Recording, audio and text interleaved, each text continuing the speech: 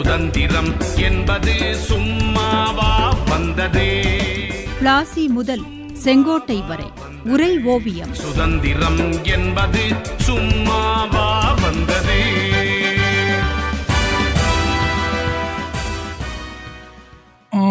வட்டமேஜை மாநாடுகள் என்பவை குறித்து பாடங்களில் படித்திருக்கிறேன். ஆனால் இந்த மாநாடுகளால் இந்தியாவுக்கு ஏதாவது பலன் ஏற்பட்டிருக்கிறதா தாயே? மகனே சிவா, முதலில் வட்டமேஜை மாநாடுகளின் பின்னணியை நீ தெரிந்து கொள்ள வேண்டும்.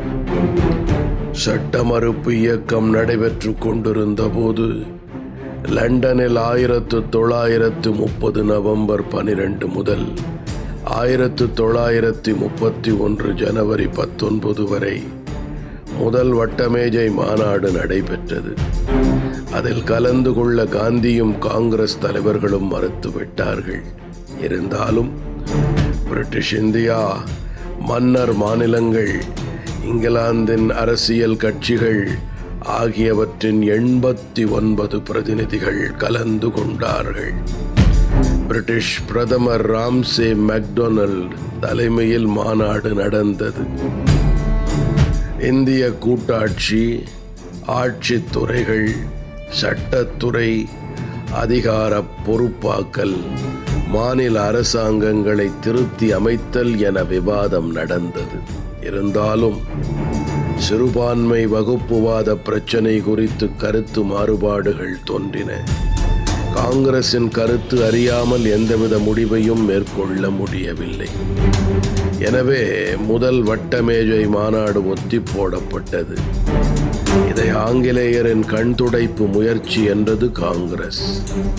எனவே சட்ட மறுப்பு இயக்கத்தை தீவிரப்படுத்துமாறு மக்களிடம் அது கேட்டுக்கொண்டது. நிலைமையின் தீவிரத்தை உணர்ந்த வைஸ்ராய் இர்வின் காந்தி உள்ளிட்ட காங்கிரஸ் தலைவர்களை சிறையிலிருந்து விடுவித்தான். காங்கிரஸ் மீது விதிக்கப்பட்ட தடையும் விலக்கிக் கொள்ளப்பட்டது. அதன் பிறகு காந்தியும் வைஸ்ராய் இர்வினும் தொடர்ந்து சந்தித்து பேசினார்கள். அதன் விளைவாக இருவருக்கும் இடையே ஓர் உடன்பாடு ஏற்பட்டது. அது காந்தி இர்வின் ஒப்பந்தம் என்று அழைக்கப்பட்டது. இந்த ஒப்பந்தத்தின்படி சட்ட மறுப்பு இயக்கம் விலக்கிக் கொள்ளப்படும். கள்ளுக்கடை மறியல் அமைதியாக நடைபெறும். சுதேசி தொழிற்சாலைகளை ஊக்குவிக்க அரசு ஒப்புக்கொண்டதால் விதேசி பொருள் புறக்கணிப்பு கைவிடப்படும் என்று ஒப்புக்கொள்ளப்பட்டது. அதுபோல் போலீஸ் அத்துமீறல் குறித்த விசாரணை வலியுறுத்தப்பட மாட்டாது. சட்ட மறுப்பு இயக்கம் பற்றி அரசு பிறப்பித்த ஆணைகள் அனைத்தும் விலக்கிக் கொள்ளப்படும். குற்றச்சட்ட திருத்தச் சட்டம் கைவிடப்படும். அரசியல் வழக்குகள் வாபஸ் பெறப்படும். சட்ட மறுப்பு இயக்கத்தில் கைதானவர்கள் விடுவிக்கப்படுவார்கள். அபராதத் தொகை வசூலிக்கப்பட மாட்டாது. பதவியில் இருந்து வெளியேறியவர்கள் மீண்டும் வேலையில் சேர்த்து கொள்ளப்படுவார்கள் என்று அரசு தரப்பு உறுதியளித்தது. முக்கியமாக உப்பு வரி சட்டம் விலக்கிக் கொள்ளப்பட மாட்டாது. ஆனால் கடலோர பகுதி மக்கள் தங்கள் தேவைக்கான உப்பை உற்பத்தி செய்து கொள்ளலாம் என்று விலக்கு அளிக்கப்பட்டது. இந்த ஒப்பந்தம் மூலம் காந்தி ஆங்கிலேய அரசால் முதல் முறையாக சம அந்தஸ்துடன் மதிக்கப்பட்டான். இந்தியாவின் சார்பாக பேசக்கூடிய அந்தஸ்தும் அதிகாரமும் காங்கிரசுக்கு வழங்கப்பட்டது.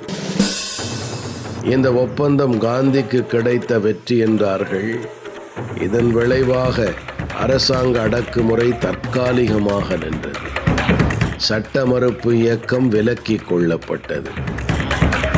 ஆனால் சுபாஷ் சந்திர போஸ், ஜவஹர்லால் நேரு போன்ற தலைவர்கள் இந்த ஒப்பந்தத்தால் இந்தியாவின் மீது இங்கிலாந்துக்கு இருந்த கட்டுப்பாடு எந்த விதத்திலும் குறையவில்லை என்று குறை சொன்னார்கள். பகத்சிங் மற்றும் அவனது கூட்டாளிகள் மீது விதிக்கப்பட்ட மரண தண்டனையை குறைக்க காந்தி இந்த ஒப்பந்தம் மூலம் எதுவும் செய்யவில்லை என்று குறை கூறினார்கள். இந்த சமரச முயற்சியில் காந்தி அதிகமாகவே விட்டு கொடுத்து விட்டதாக ஜே.பி. கிருபளானி கூறினான். என்றாலும் 1931 கூடிய கராச்சி காங்கிரஸ் இந்த ஒப்பந்தத்தை அங்கீகரித்தது. அதன் பிறகு தங்களது ஏக பிரதிநிதியாக 2வது வட்டமேஜை மாநாட்டில் கலந்து கொள்ள காந்தியை அனுப்பி வைத்தது காங்கிரஸ்.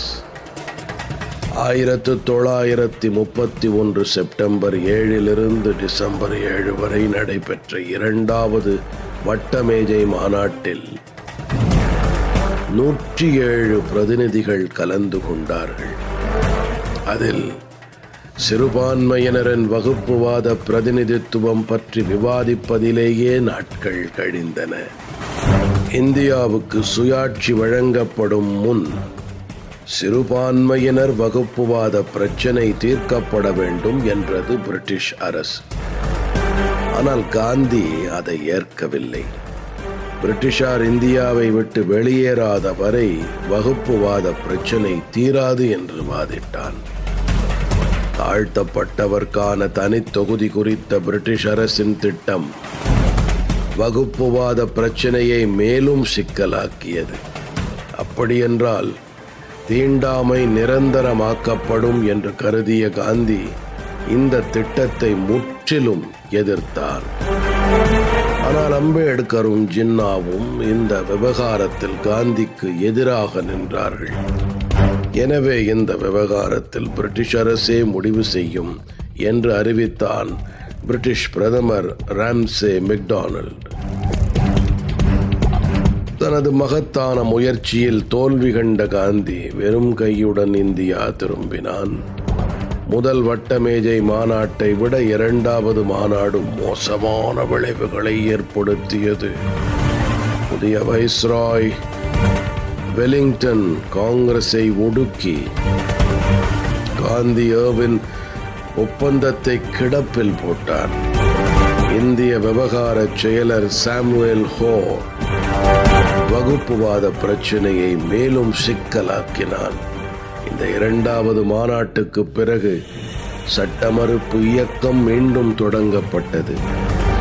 அது பிரிட்டிஷாரால் மேலும் கடுமையாக ஒடுக்கப்பட்டது.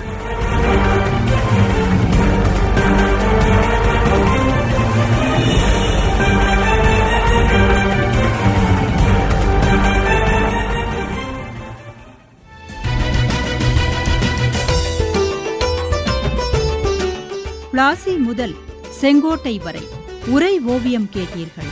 ஆசி கூறி வாழ்த்திடவே அஞ்சிடுவார் பெரியோர், மாசு பேசி மயக்கிடவே முனைந்து நிற்கும் சுற்றம்.